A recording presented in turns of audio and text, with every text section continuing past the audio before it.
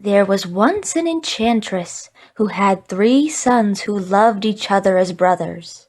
But the old woman did not trust them and thought that they wanted to steal her power from her. So she changed the eldest into an eagle, which was forced to dwell in the Rocky Mountains and was often seen sweeping in great circles in the sky.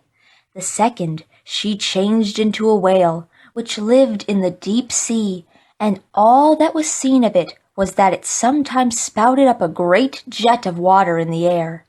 Each of them only bore his human form for 2 hours daily. The third son, who was afraid she might change him into a raging wild beast, a bear perhaps, or a wolf, went secretly away.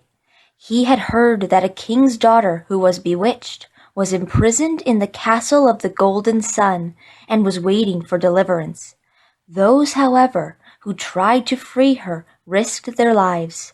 23 youths had already died a miserable death, and now only one other might make the attempt, after which no more must come.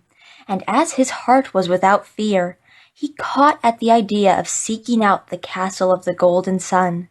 He had already traveled about for a long time without being able to find it, when he came by chance into a great forest, and did not know the way out of it. All at once he saw in the distance 2 giants, who made a sign to him with their hands, and when he came to them they said, "We are quarreling about a cap, and which of us it is to belong to, and as we are equally strong, neither of us can get the better of the other. The small men are cleverer than we are, so we will leave the decision to thee." "How can you dispute about an old cap?" said the youth. "Thou dost not know what properties it has. It is a wishing cap. Whosoever puts it on can wish himself away wherever he likes, and in an instant he will be there." "Give me the cap," said the youth. "I will go a short distance off, and when I call you, you must run a race, and the cap shall belong to the one who gets first to me."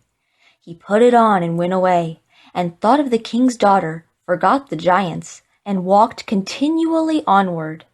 At length he sighed from the very bottom of his heart, and cried, "Ah, if I were but at the castle of the Golden Sun!" And hardly had the words passed his lips than he was standing on a high mountain before the gate of the castle.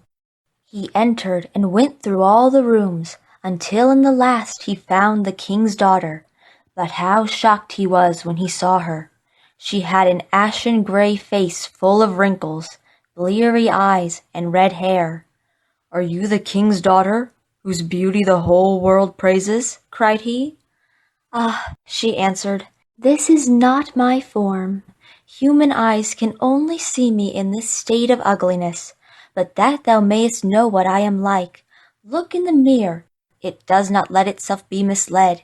It will show thee my image as it is in truth." She gave him the mirror in his hand, and he saw therein the likeness of the most beautiful maiden on earth, and saw, too, how the tears were rolling down her cheeks with grief. Then said he, "How canst thou be set free? I fear no danger." She said, "He who gets the crystal ball and holds it before the enchanter will destroy his power with it, and I shall resume my true shape."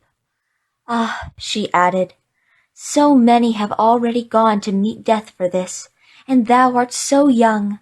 I grieve that thou shouldest encounter such great danger." "Nothing can keep me from doing it," said he, "but tell me what I must do." "Thou shalt know everything," said the king's daughter.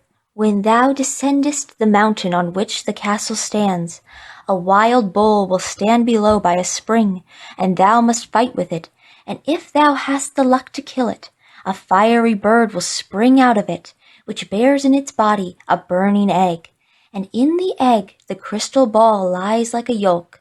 The bird will not, however, let the egg fall until forced to do so, and if it falls on the ground, it will flame up and burn everything that is near, and melt even ice itself, and with it the crystal ball, and then all thy trouble will have been in vain." The youth went down to the spring, where the bull snorted and bellowed at him. After a long struggle, He plunged his sword in the animal's body, and it fell down.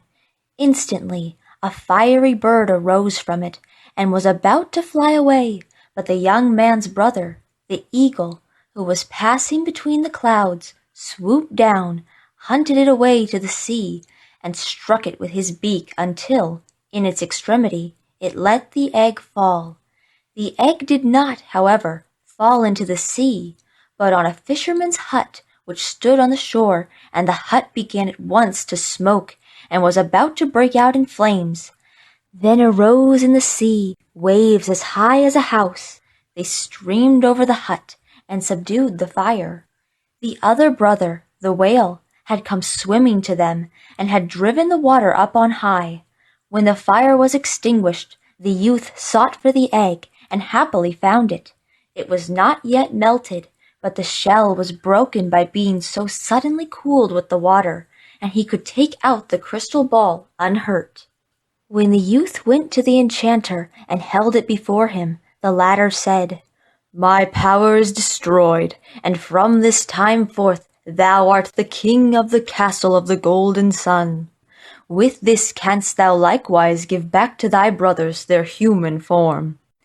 Then the youth hastened to the king's daughter, and when he entered the room, she was standing there in the full splendor of her beauty, and joyfully they exchanged rings with each other.